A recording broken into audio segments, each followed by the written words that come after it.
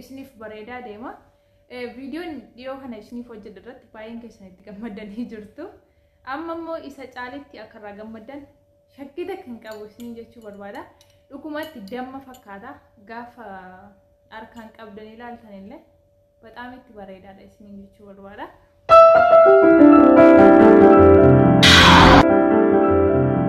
Assalamu alaikum warahmatullahi wabarakatuh. Ashama kabajamtoota hordoftoota kiyyaa akkamnaa jirtu jecha viidiyoo lammaffaa waa'ee rifeensa irratti walitti deebinee jira jechuudha. Marreega viidiyoon ingedda hojjedhee ture irratti dhugumatti baaziliiniin bareedaadha. Anis fayyadamaan jira kan jettanis jirtu. Kan immoo mataan kiyya baay'ee naa qabamuu didee na rakkise yaalee ilaala kan jettanis jirtu. Haaluma sana wal qabatee viidiyoo waa'ee rifeensaa hojjedhe duraa irratti namooti hedduun gammadanii jirtu. Akka irraa fayyadamtanis yaada keessan argeetiin jira.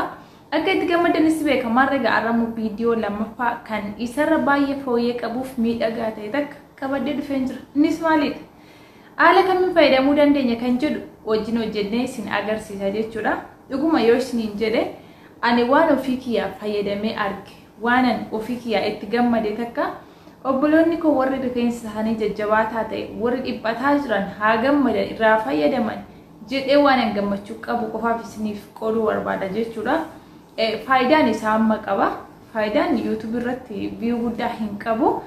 Garuu haa ta'u waan inni irraa fayyadame takka namni takka akka irraa fayyadamu waan barbaaduufidha. Akkasuma hirra hedduun keenya jechuudha. Rifeensi mataa qabaachuun miidhagina.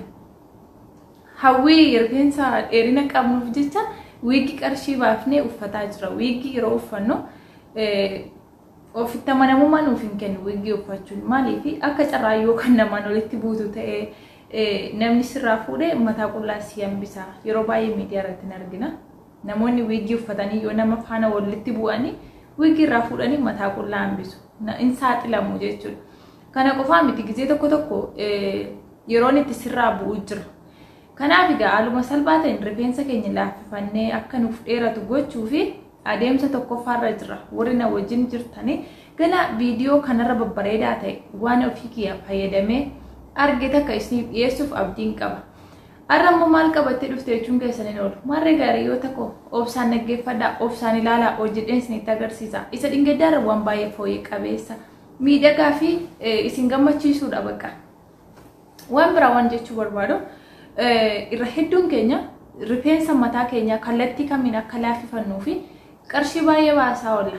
Kan faarmii bitee qarshii masaan faarmii bitee dibatee rifeensuma yuucirii kan ofirraa fixu jira. Kan immoo zayitiiwwan baay'ee kunna fayyaduun oolu jedhee jijjiiree bitee kan bu'aa isaa dhabee aaree ta'arus jira. Ani dhugaa dubbachuuf hiriyoota koo waggaa 2 dura jechuudha baay'een istishuwaarii fayyadama. Jaalladhee namni yeroo istishuwaarii fayyadamu yeroo miidhaguu barbaade yeroo rifeensa qullaa deemu yeroo sanaadha kan istishuwaarii fayyadamu. Ani garuu of miidhessuuf akka mataan akka rifeensi kiyya miidhaguuf osoo hin taane sababa inni jajjabaatee yeroo miicuu naan qabamu bakka. Yeroo miicuu tasuma naa qabamuu dida. Yoon istishuwaarii laaffifadhe malee. Sababa sanarraan kan ka'e istishuwaarii illee baay'een bitaa baay'een caccabsa rifeensi kiyya waan gobbuu ta'ee fi waan jabaataa ta'eef jennaan istishuwaarii illee baay'ee na jala tabalaashessa jechuudha. Naan ture. Garuu amma istishuwaariitti qarshii kiyya baasutti gaabbeen jira. Waan tokko karaa dhugaa yookiin waan si laafuu danda'u takka gaafuma rabbiin keessa kee fidee irraa fayyadamtaa jechuudha. Kanaaf egaa tokko jettanii akka waan kana jalqabdanii akka itti gammadan abdiin qaba. Waan isiniif dhiyeessu hundasaa tartiibaan isinitti immoo fayyadama ilaalaa warri rifeensi keessan jajjabaatee isin rakkise jechuudha. Kan biraan immoo obboleeyyan kiyya nuti shamaran jechuudha. Yeroo hundumaa dibati nuuf barbaachisaadha. Namoota tokko yoo kan laaltan ta'e qaamni isaanii gugguutudha.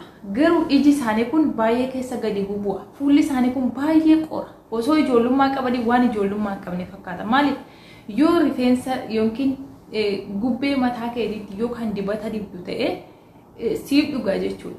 Sammuun kan kee baay'ee si tasgabbaa rahaa si argata. Biyyatti yoo dhedhaa dibataa oolla miti dhedhaa dibata of gammachiisuuf akka rifeensi yookiin akka dhiigi keenya dabaluuf akka rifeensi keenya laafee sammuun keenyas tasgabbaa'ee sammuun keenya akka gammachuu qabaatuuf dhedhaa dibatna. Yookiin namni kamuu dibata jechuudha biyya keenyatti. ammas gaa warroonni gizee tokko lafee isiniin zooru warroonni sammuun keessan isin jeeqamu warri akkasii kuni sammuun keessan dibata barbaadaa jechuudha akkasuma warri iji keessan isin keessa bubbu'ee fuulli keessan isin qooruu baay'isu dibata gubbee keessaniif kennaan jirtan gubbeen keessan yookiin rifeensi keessan soorata barbaada kanaaf egaa dibachuun dirqama egaa obboleeyyan kee kunoo haaluma isin agartan kanaan dhugaa dubbachuuf damma fakkaata jechuudha gaafa quba keessaniin tuqxanii ilaaltanii hedduu takka namatti tola zeyzeetuniin qofaasaatti foolii qaba jechuudha baaziliiniin immoo silumaayyuu foolii hin qabu kanaaf egaa maal gochuu qabna mataa keenya erga miicannees ta'e yeroo miicuuf barbaannetti illee foolii hin qabu waan ta'eef guyyaa 2-3 yoo isinitti tole torbee takka yeroon kun amma yeroo qabbanaatti deemaa jira badaa foolii isin rakkisu yoo guyyaa 3-4 galgala rifeensa mataa keessanii xixiqqeessitanii addaan saaxxanii masaajii gootu jechuudha akkasitti quba keessan keessanii mataa keessan xixiqqeessitanii rifeensa keessan erga saaqqattanii akkasitti masaajii gootu jechuudha qofaatti saaxxanii masaajii gootanii sana booddee yoo dhaattan baay'ee bareedaadha sirriitti laafee bulaa jechuudha itti dibdanii kaatanii yoo dhaattanii ganama isaa hiittanii filtanii bakka baay'ee takka dessin jedha rifeensi mataa keessanii haala kanaan isniif lallaafee isniif bareedaa deema videoon dhiyoo kana isniif hojjedha irratti baay'een keessanitti gammadanii jirtu amma immoo isa caalitti akka irraa gammadan shakkii kan qabu isniin jechuu barbaada dhugumatti damma fakkaata gaafa harkaan qabdanii ilaaltan illee bataam itti bareedaadha isniin jechuu barbaada irraa fayyadama sheerii waliif godha viidiyoo ko laayik sheerii subscribe gochuu hin dagatina kana qofaa miti ani jalqabarran jira hanga gana rifeensi kan koo dheeratee yookiin jijjiirama isaa argeerra akka isin fayyadamtan waan an fayyadame hundayyuu isiniif dhiyeessuuf qophiirra jira haala kanaan gubbee mataa keessanii xixiqqeessaatii masaajii godhaa waan kana dibadhaati akka irraa gammadan shakkii kan qabu warroonni rifeensi keessan isiniif qabamuu didee isiniif laafuu didee paarmii yookiin waan adda addaa dibdanii akkuma viidiyoo dhingeddaa irraa hedduun keessan gammadanii jirta yaada keessan arge kana caalii akkasin waan kan dibatanii irraa fayyadamtan shakkii kan qabu yaada keessan koomentii jira egaa hiriyoota koo akkuma argitan kun baaziliiniidha jechuudha baaziliinii fallaana tokko jechuudha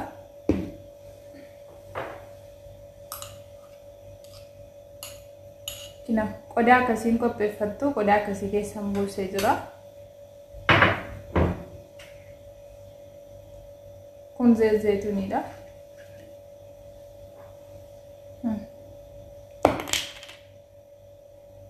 baay'isnuu muraasuma itti godhaa jechuudha